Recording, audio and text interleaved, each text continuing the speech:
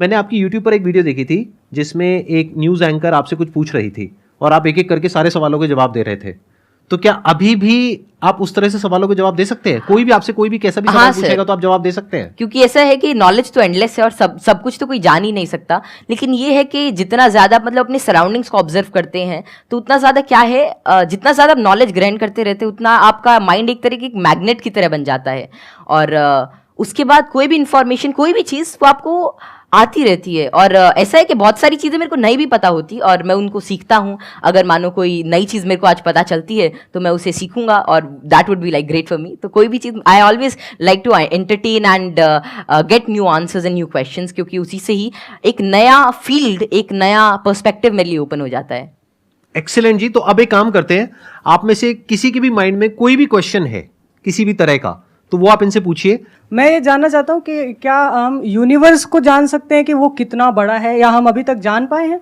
जी, क्या क्या पैरामीटर्स हो सकते हैं उसको नापने के लिए? जैसे कि हमने सुना है कि लाइट ईयर्स होते हैं। जी जी। पर वो कितना बड़ा है, क्या हम इमेजिन कर सकते हैं या हम एक्चुअली में उसे प्रैक्टिकली पता कर सकते हैं क्या? तो जो यूनिवर्स की जो एक्सपैंडिंग यूनिवर्स थ्योरी थी वो एडविन हबल ने दी थी और उनके अकॉर्डिंग जो अभी यूनिवर्स की जो एज है वो नियर अबाउट 13.9 बिलियन ईयर्स है और उसी रेट से अभी एक्सपैंड कर रहा है।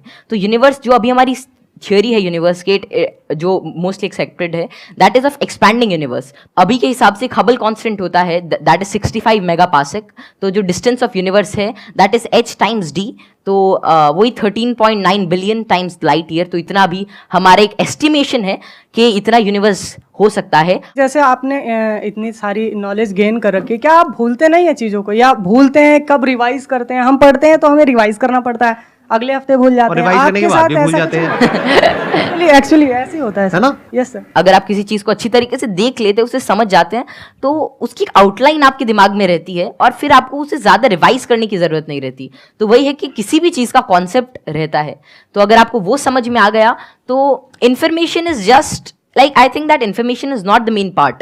If you understand the thing properly, फिर आपको वो सारी चीजें आसानी से याद रहती है, आपको कोई उसके लिए एक्स्ट्रा एफर्ट्स नहीं करने पड़ते। सर पूछे थे, बोल रहे थे ना कि मैं मैटर के बारे में स्टडी कर रहा हूँ, तो मैं ये जानना चाह रहा था कि जो इलेक्ट्रॉन प्रोटॉन है इनका मतलब सबसे पहले किसने बताया था इनके बारे में? तो इलेक्ट्रॉन की जो डिस्कवरी थी, तो यार 9th क्लास की एनसीईआरटी में मिल जाता है।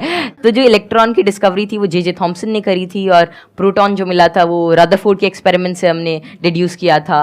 और चैडविक ने, मतलब जेम्स चैडविक ने जो बेरिलियम की मतलब जो रेडियो एक्टिव सोर्स से डीके को स्टडी किया था, उससे न्यूट्रॉन के बारे में पता चला था। ये तो बहुत बेसिक क्वेश्चन है भैया, कुछ अच्छा पूछो। अच्छे क्वेश्चन पूछो। क्या पूछ रहे हो आप लोग यार?